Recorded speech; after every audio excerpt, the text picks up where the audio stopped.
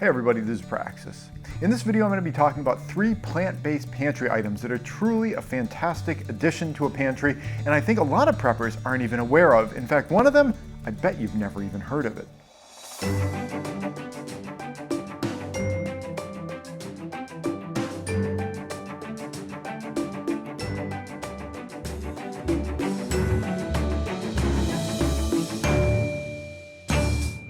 For most people, when they begin setting up their prepper pantry, they stock it with things that they commonly see on a lot of prepping channels. That means a lot of rice, beans, kind of dried grains, canned foods, maybe jarred foods. And I do have a lot of those things in my own pantry, but it's important not to stop there. It's important to remember that a pantry is something that you actually want to be able to eat out of in a way where you can satisfy a lot of the different health requirements and, to be honest, a lot of taste requirements that you might have in your normal diet. In this video, I want to share 3 different things that I think a lot of people tend to overlook. I'm going to start with the most obvious, and then I'm going to go to the one that you probably never even heard of before. I think the most obvious is dried fruits. This is something I have a lot of in my pantry. This is dried mango. I also stock dried cranberries. I stock dried goji berries. That's probably a type of berry that a lot of people haven't heard of before, but there are a lot of good nutrients in goji berries, and you can buy them in bulk quantities as well.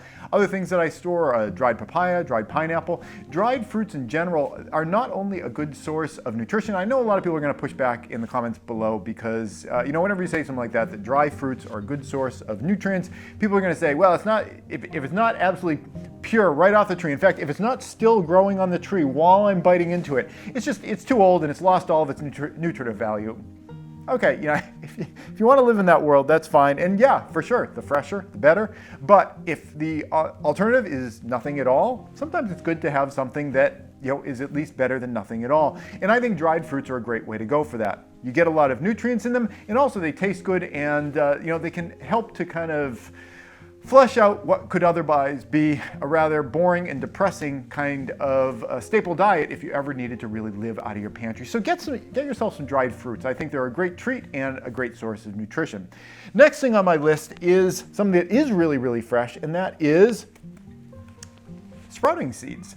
Sprouting seeds are something that I use just in my normal everyday life. In fact, right here is a tower that's used for sprouting seeds. What you do is you put new seeds up in the top and you water them, and the water kind of cascades down through, and then you keep adding more seeds to the top, and you're using the seeds that have already sprouted in the bottom. So I have a continuous supply of fresh greens that literally are still alive while I'm eating them, and the seeds seem to last years and years. I'm sure the germination rate goes down over time, but I keep them in a cool, dark pantry, and they seem like several years after when they say is their best by date, I'm still using them, and the germination rate seems really, really good. This is a great way of getting fresh fresh vegetables into your diet, even in the dead of winter. If you were in a situation where, let's say there was some kind of worst case scenario, there's some kind of a nuclear war and there's nuclear winter and you can't grow crops for several years. If you had sprouting seeds, you could continue to have fresh vegetables in your diet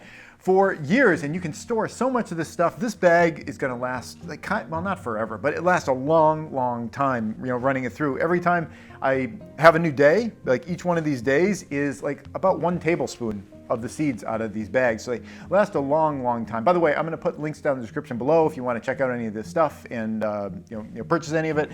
In fact, all of these things I actually source online. Some stuff makes more sense to get at the grocery store. Some stuff makes more sense online. All these things here seem like I can get pretty good deals online. So I'll put my links below if you want to check any of those out. The last thing I wanted to talk about is this right here. And this is something I think a lot of people probably aren't even familiar with, that they've never even heard of it before. And in fact, it's kind of new to me. It's called tiger nuts. And what these are is it's kind of like a tuber kind of thing. It's almost like a potato, but they're dried, and they're formed into these little things about the size of a dried chickpea. You take them and you put them in water overnight. I'll usually just put boiling water onto a bunch of them, and they'll form these little puffy balls because they swell up when they get rehydrated with water, and they're crunchy. There's not like a killer amount of flavor. There's a little bit of sweetness in it, but it feels like a really human kind of food. It feels like the kind of thing that we used to hunt. Well, not hunt. The kind of thing that we used to forage. It feels like really great roughage. It has some calories in it as well. 1 serving of this is 3 tablespoons. and there's 150 calories in that.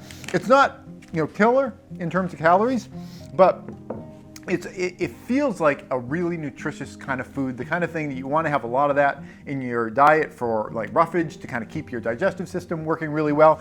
Another nice thing about it, and you might have been able to hear how crunchy these things are, and you have to chew on them for a while.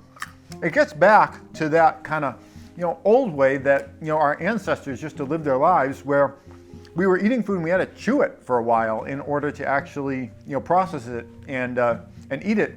And that's something that a lot of people have gotten away from today, where everyone's like taking their food in shake form. And I don't know if you've heard about this. This is something that I've heard about recently myself, that there's like this fad going around called mewing or mooing or something like that. And essentially what it is people have given this name to the idea of eating things. That's not the best way to put it, because the fad isn't even as intelligent as that. The basic idea is that people used to chew things, and your body is used to like using your face muscles and things like that. And because people are it's all like, these soft like sandwiches and like, shake kind of things. And people eat a lot of like really soft foods. So you never really exercise all these muscles. So everybody's faces are all like we got no chin, and there's like no facial, muscular structure to the face. And for cosmetic reasons, not for health reasons at all, of course, for cosmetic reasons, people have started doing this thing called mewing or mooing or whatever, where, they don't do something intelligent like going back to the types of foods that we used to eat where you actually had to chew them. They essentially take pieces of rubber or silicone and they put it in their mouth and they kind of like push down on this piece of rubberized silicone or whatever, and that's like how they get exercise in their face. It doesn't dawn on any of these people. It's like, well, maybe we should just like eat the kinds of foods that you need to chew to simulate chewing on foods. But anyway, long story short, mostly I took that detour to make fun of people. This is a great way of getting back to that kind of old-fashioned way where you put food in your mouth and you actually had to chew it, and it's good to have the exercise up in your face, and it feels like it's kind of almost like cleaning out your teeth. This stuff doesn't get like lodged in your teeth. Anyway, I really like tiger nuts. I've been using them for a couple of years now. Feels like a really good healthy food, and I think all three of these things would be excellent additions to your pantry. Are there any things that you have in your head that you think a lot of times on prepping channels people don't tend to bring up? Types of things like tiger nuts, how often do you hear about that? I mean, even sprouting seeds, that's kind of a common thing, but you don't hear preppers talking about it very much.